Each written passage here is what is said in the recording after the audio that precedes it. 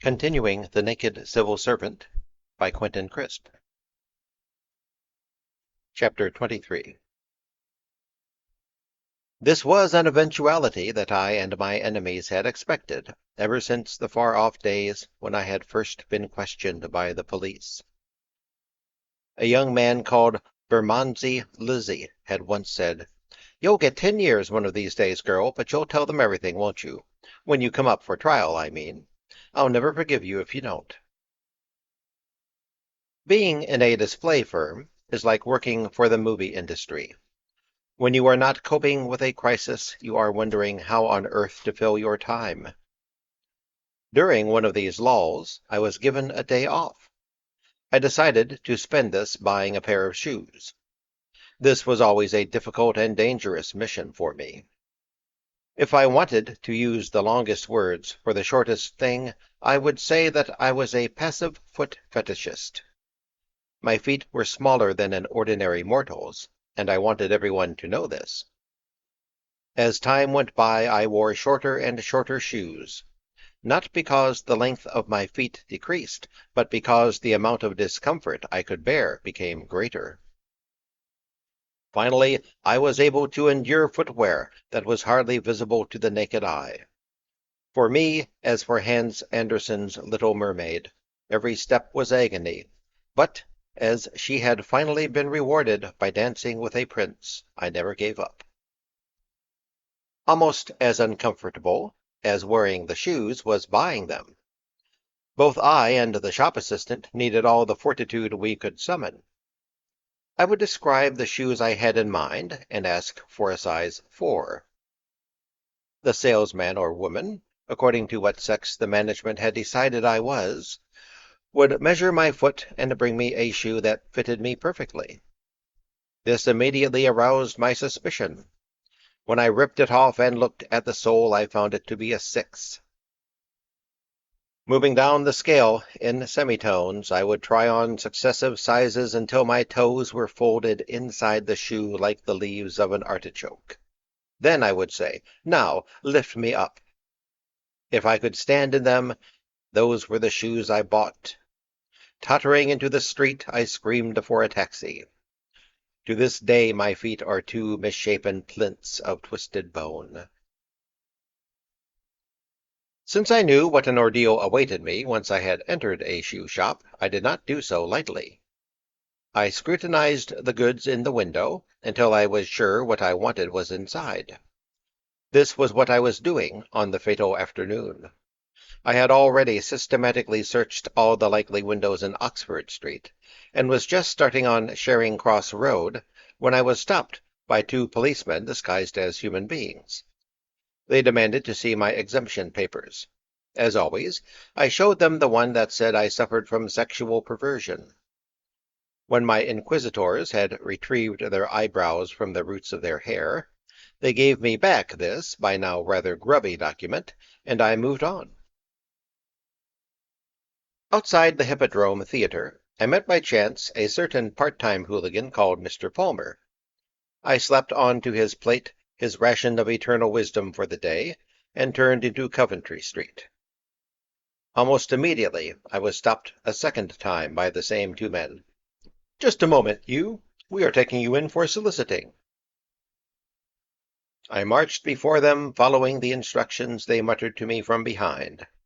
These led to Savile Row Police Station, where I was searched by one man while others stood around saying, "Mind how you go." I was not stripped, but my pockets were emptied, and I was sufficiently unzipped for it to be seen that I was not wearing women's underclothes. Then I was asked if I minded having my fingerprints taken. I replied that it couldn't matter less. To this day my prints lie in the files of Scotland Yard, and just beyond them there are 10 little squiggles that I expect Edgar Lustgarten sits up nights pondering over. They are the marks of my fingernails, which it had not been possible to keep out of the ink. The police did not start to be really irritating until the question arose of finding someone to go bail for me. This was necessary so that I could, by telephone, distribute my most immediate bookings in the schools among the various models, and warn Mr. McQueen that I would not be at work the next day, or possibly for 6 months to come. If all this had not been necessary, I would quite contentedly have spent the night in the police station. I can sleep anywhere. I offer to supply a list of names, addresses, and telephone numbers, and the money for making the calls, so that someone might quickly be found who was free to come to Savile Row. This they would not allow me to do. Just give us one name, they said stubbornly. So I gave them the ballet teacher, on whom they called several times without finding her in. At about 10 at night they asked me for the name of another person, and I gave them that of the man who had written the kangaroo limerick. Fortunately, he arrived almost immediately. I dashed through the blacked-out streets of London, first to Mr. Palmer. He was the young man to whom I had been seen speaking in the streets during the afternoon. I asked him if he could get time off from work, if he would come to the court the following morning and say that he knew me. Then I went on to Tony's to tell the world, in case anyone was interested in seeing foul play. Finally, I reached home and made countless telephone calls, offering speaking parts to friends of long standing who could act as character witnesses, and others to people who might like to appear as crowd artists. The next day, dressed in black so as to maintain the great tradition, I set out with my entourage for Bow Street. As soon as I stepped into the courtroom, I was assailed by two contrary feelings. The first was that here was the long-awaited, fully involving situation to which I could summon all my capacity for survival. The second was that I might fall on the floor in a dead faint, and that it might be just as well if I did. In the days when I knew the Irish and the Scottish boys, I was often in police courts to act as a chorus to them or their friends, and to cry, "Woe unto Ilium," if an unfair verdict was given. But as soon as I myself was on trial, I found that I knew nothing of the judicial ritual. I had not, for instance, remembered that the magistrate sits in a state of patient trance while the case against you is conducted by his clerk. I marveled at the benignity of the magistrate, who himself instructed me in the procedure of the court, and I was appalled by his clerk's bitchiness. He played the whole scene for laughs, turning slowly toward the public, with his hands in the air like George Sanders, uttering his best lines. These included, "You are a male person, I presume?" This total abandonment of dignity reminded me of the collapse of Harley Street at my medical examination 4 years earlier. The police behaved in the perfectly conventional way that I remembered well. They rattled off their evidence as though it were the litany. They said that, between the hours of this and that, they had observed the accused stopping and speaking to various people who had looked horrified and torn themselves away. At one moment they included in this great work of fiction a touch of realism. They mentioned the young man with whom I had talked outside the Hippodrome. When the police had completed their evidence, the magistrate asked me if I would prefer to reply from the dock or go into the witness box, where I would have to take the oath. I chose the latter, not because I hoped to gain anything by invoking the aid of you-know-who, but because it would rise me to a higher vantage point, and, like posing on a rostrum in an art school, lend me a spurious nobility. It also meant that I did not have my back to the audience for the whole of my big scene, which I had decided to play dead straight, like Imogen in Cymbeline. I forbore to state that the two policemen who had arrested me were inveterate liars. I humbly put forward the opinion that they had drawn mistaken conclusions from what they saw, and that their error had been prompted by their having read my exemption paper, which described me as a homosexual. This they had not mentioned in their evidence. I also suggested that they might have misinterpreted my appearance. I said that I dressed and lived in such a way that the whole world could see that I was homosexual, but that this set me apart from the rest of humanity, rather than making it easy for me to form contacts with it. Who, I asked the magistrate, could possibly hope to solicit anybody in broad daylight in a crowded London street looking as I did? At this point, I was later told by one of my friends who was sitting in the court. A stranger whispered, "They can't do nothing with him. He can't help himself. You can see that." This, we all agreed, marked the dawn of a new day. Various kind people gave evidence as to the irreproachability of my character, and to my relief, Mr. Palmer went into the witness box to declare that he had spoken to me the previous afternoon because he knew me. He was nervous, but he spoke clearly and without hesitation. That he had secret reserves of courage I did not at that time know. I only discovered that 10 years later, when, at about the age of 32, he committed suicide. Everyone who spoke on my behalf was asked by the magistrate's clerk if he knew that I was homosexual, and replied that he did. This question was in each case followed immediately by the words, uttered in a voice hoarse with incredulity, "And yet you describe him as respectable." All said yes. When the magistrate tired of this recital of my praises, he said that the evidence against me was insufficient to convict me. I was dismissed. He meant that the evidence was a lie. If it had been true, it could have caused the downfall of an archbishop. Everyone who was present at my trial, or who was told about it later, was amazed at my acquittal. One friend, fearing the worst, had advised me to try to have my case postponed while I engaged the services of a lawyer. This would incidentally have brought up one of the nastier points of the law. If I did this, and then lost my case, I must take it for granted that my sentence would be heavier. In other words, justice revenges herself not only on those who commit crimes, but also on those who take up her time. I decided against seeking legal aid, not because I feared that my time in jail might be prolonged, but because my case did not seem to require the help of my learned friend. There were no subtle legal points to be argued. Unless the accused produces an alibi, there can never be evidence of a person not speaking to strangers. I felt that, if I clearly protested my innocence, it should be effective.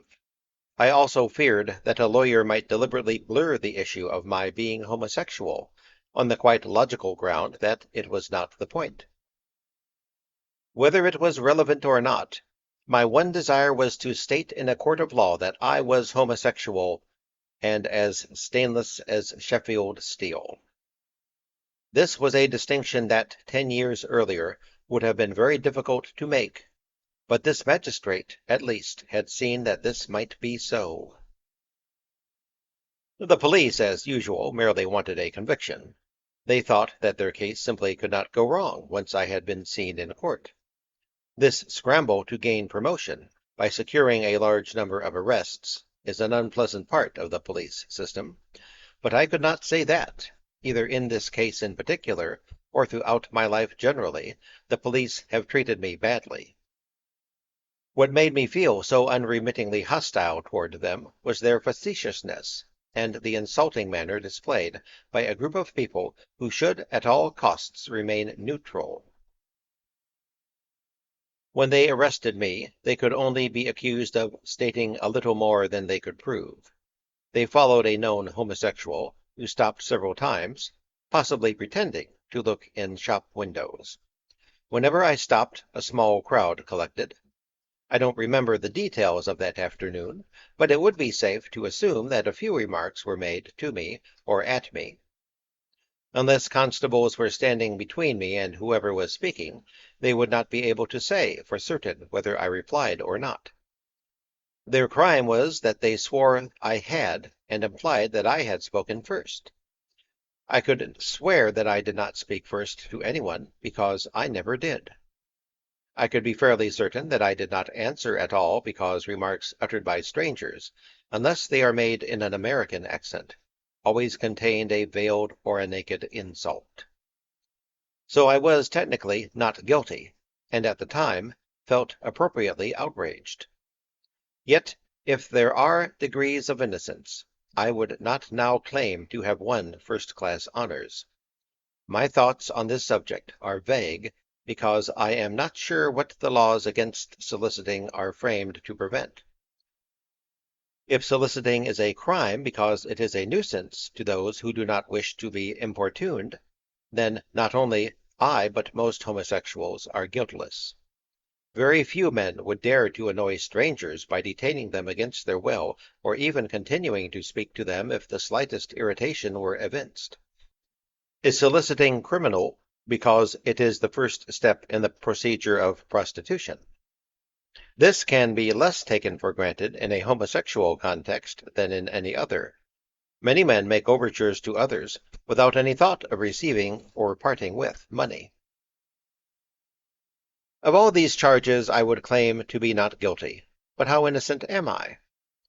I do not solicit for immoral purposes, because it would be unfeminine and risky. But perhaps my very existence is a form of importuning. I no longer ask strange men for money, because I do not think I would get it. But if it were offered to me, I would not feel ashamed to take it. In the last analysis, I cannot say that I have ever refrained from taking any course of action on the ground that it was wrong or illegal or immoral. Chapter 24. When the trial was over, I went back for about a year to work for the display expert.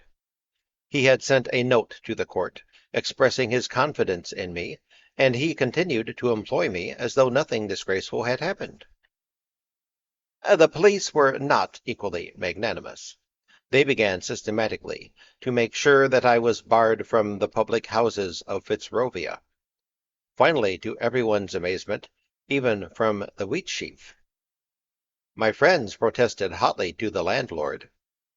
He coolly pointed out that he could not have a license and me.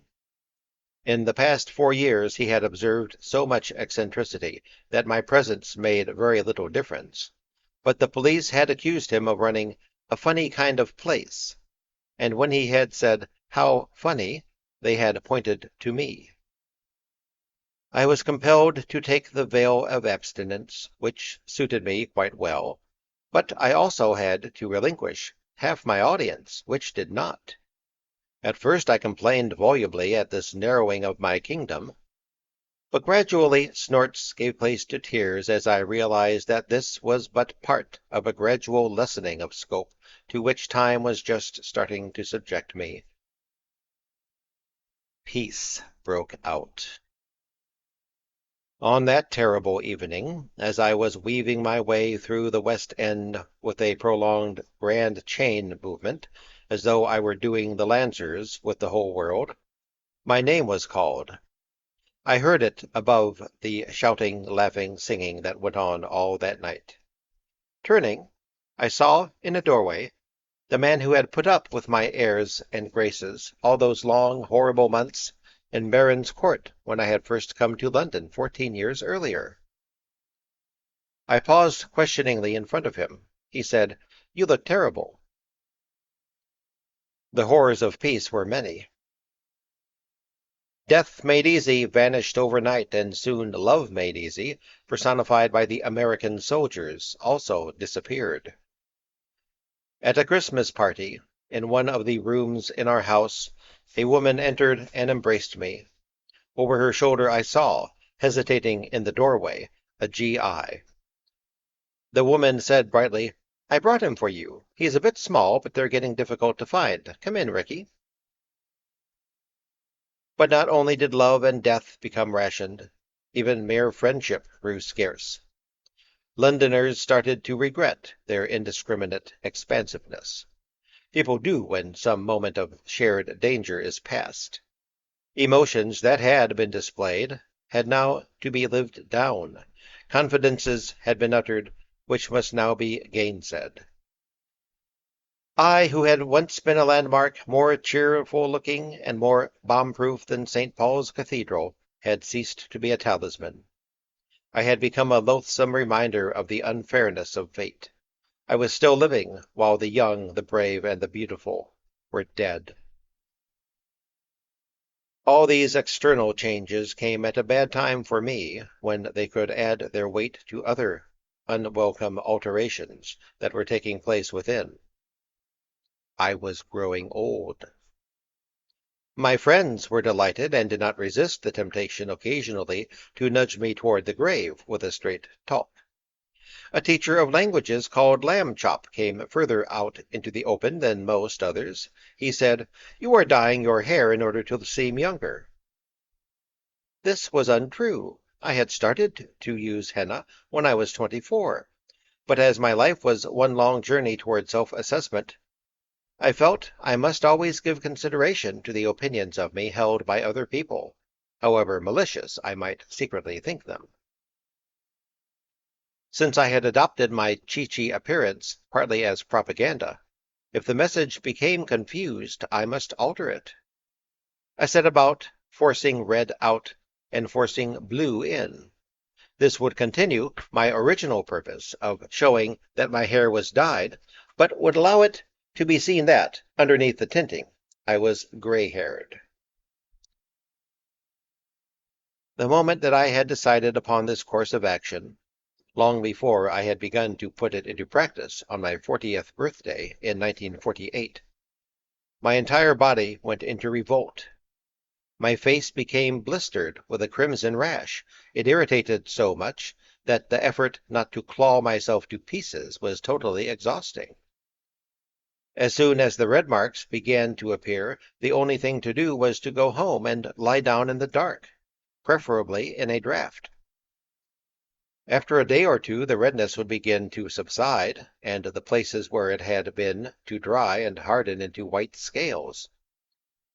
Within 5 days the skin of my face had fallen to the ground with a clatter, leaving the surface beneath as good as new. Then the whole process would begin again. This illness continued for a whole summer. It was said by my friends that to be caused by an allergy.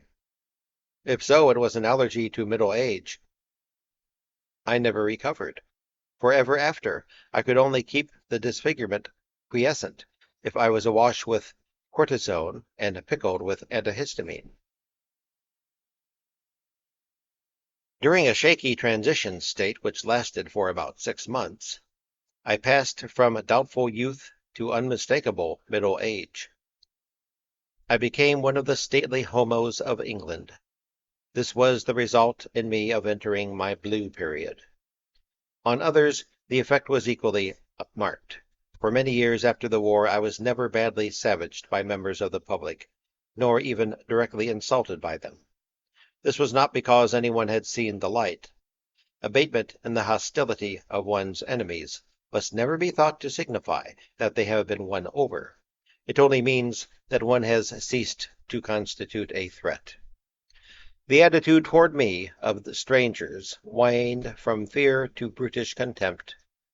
Without my scarlet hair I was like a Westerner without a gun. I was growing old. A day came when, on leaving the cafe that was fashionable with hooligans at the time, I saw that it was raining. During the war a flood would not have deterred me from proceeding on foot. Now I took the weather to be a sign, and that evening I traveled home by bus, resolving to do this from then on. As I took a seat on the upper deck, a stranger said, "Too wet even for you." A year or two after this, I was made aware that I was not only a characteristic of the night life of London, but that my name had become an international rate of exchange. As he wandered through the streets of New York, a friend of mine saw ahead of him a man whom he felt certain must be English. His clothes were consciously ill-fitting. Hoping that a conversation with this stranger might assuage his homesickness, my friend overtook him and asked the way to Grand Central Station. They began to talk airily of this and that. After a few sentences, A look of suspicion o'erspread the stranger's features. Stranger. You're a foreigner, my friend. I'm afraid I'm only English. Stranger. From London? My friend. Yes. Stranger. Do you by chance know someone called Quentin Crisp? My friend, positively delighted. I do indeed. Stranger. I thought somehow you didn't really want to know the way to Grand Central Station. I once saw a documentary movie in which the fishermen cut out the heart of a dogfish and threw it on the deck. There it beat, diminuendo sostenuto, for 8 hours. This was how, once the war ended, I went on posing in the art schools. During the next 3 years, the zest leaked out of even this occupation, which had once represented total fulfillment. There seemed to be no new schools within reach to go to, no new positions to try out that could be held for long enough for students to draw them. I became aware that being a model was a profession at which, after the first year or two, I could not get better. I was bound to get worse. Even the physical agony became monotonous. Boredom, which I now saw was my industrial disease, set in. I was growing old. My accumulating discontent with posing was really only part of my general state of mind. It was as though I had been climbing a hill in expectation of finding on the other side a landscape utterly different from the one through which I had passed. Now I was at the summit. I could see that what stretched ahead was exactly the same as what lay behind. For an introvert, his environment is himself, and can never be subject to startling or unforeseen change. My failures to win true love, to stay in the movie industry, to write books that anyone would publish, were not a series of unconnected accidents to which I was prone, because of my exposed position in society.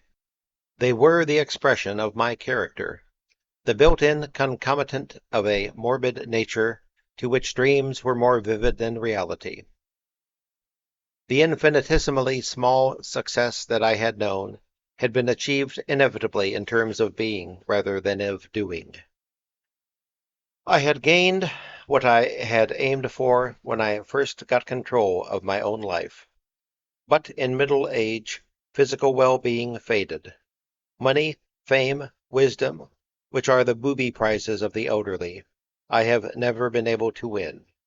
My preoccupation with happiness had been total.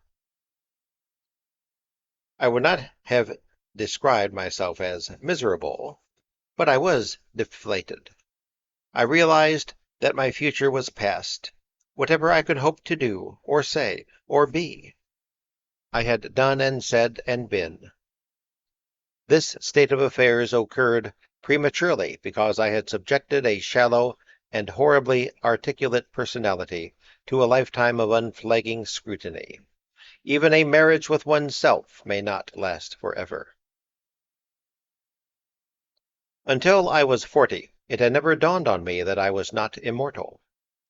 I had once said to Czech's true love, "I can never get it into my head that I shall one day die." She replied, "Neither can I, but I practice like mad." I now started to do the same. It was harder for me than for her. Being of a shy and very modest nature, she had been largely content to observe life without disturbing it. My very existence was such that I never had, and never wanted, the opportunity to see people as they would be in my absence. Everything changed the moment I arrived. While getting on, at differing rates of progress, with our practice, what we both needed was some way of filling in time between now and the grave. She became a Catholic, and almost immediately went into a convent. I took to sex. It became a time filler, and ceased to be the pursuit of an ideal. After about 7 years of working in a French prison, the nun returned for one last glimpse of the past. In an upper room in Chelsea, she described to the ballet teacher, the Czech, and another of her obsolete true loves, and me what her life was now like. She said, "The trouble with human nature is that you're stuck with it." She summed up with these words: "Every hour has been agony, but I could not have done otherwise." I was finding it much the same with sex, except that for the ennobling influence of anguish I was substituting the degrading effects of discomfort and exhaustion. Sex was not one of my A-level subjects.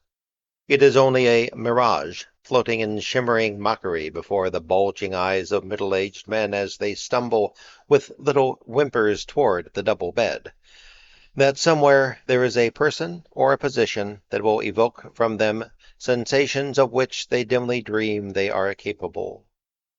In fact, you can only snatch from sex what your nervous system can stand. In theory, the pursuit of strangers, divested of the needless convolutions of romance, the indulgence in chance encounters stripped of the clash of personalities, leads to unfettered self-gratification. In practice, it leads rapidly to monotony and, for homosexuals, to danger and expense.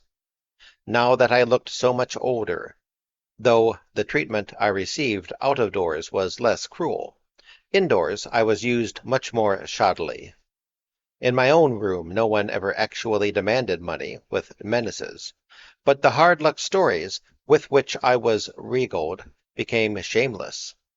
When on one occasion I explained apologetically to someone I had known for 15 years that at that particular moment I was not able to give him any money, he stole my gold watch.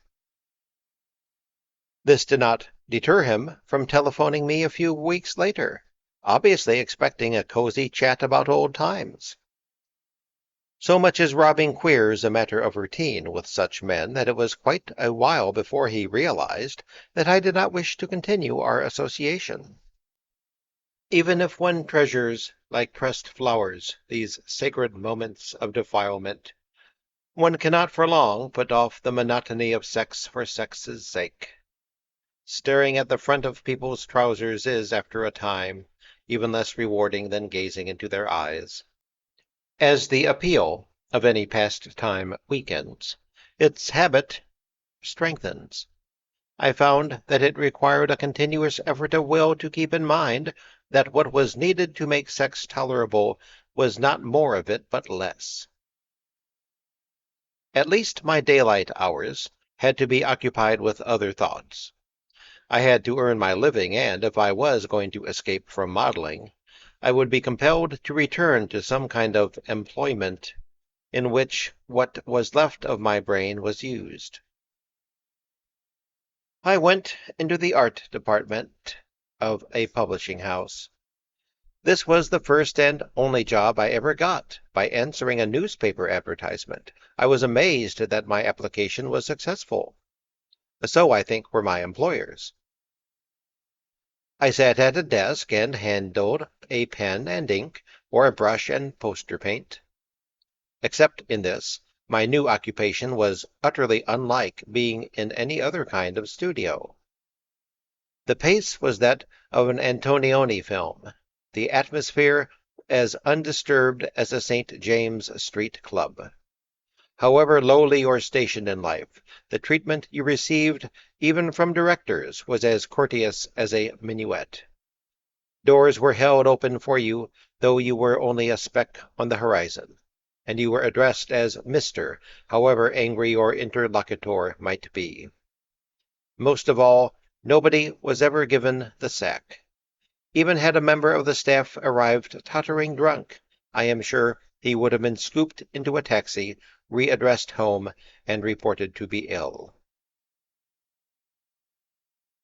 Finding it impossible to take any further interest in myself, because I had exhausted all the potentialities of my character, I decided, since I was suddenly surrounded by new people in a new setting, that I would try to devote some attention to them. It wasn't easy. The art editor noticed this. He asked, "What do you hold with, apart from yourself?" I racked my brains, but I couldn't think of a thing. The last medium-sized organization that I had worked in had been in the film laboratories. There I had seldom been into any other room than the art department, and, as I was there only a few months, I never understood the workings of the firm at all. In the publishing house I stayed longer and observed a little more. My first discovery was that, though everybody's feelings were masked by impeccable politeness, each department was slightly afraid of all the others. Quite a lot of time was spent not so much in remedying errors as in disguising them from the scrutiny of neighbors.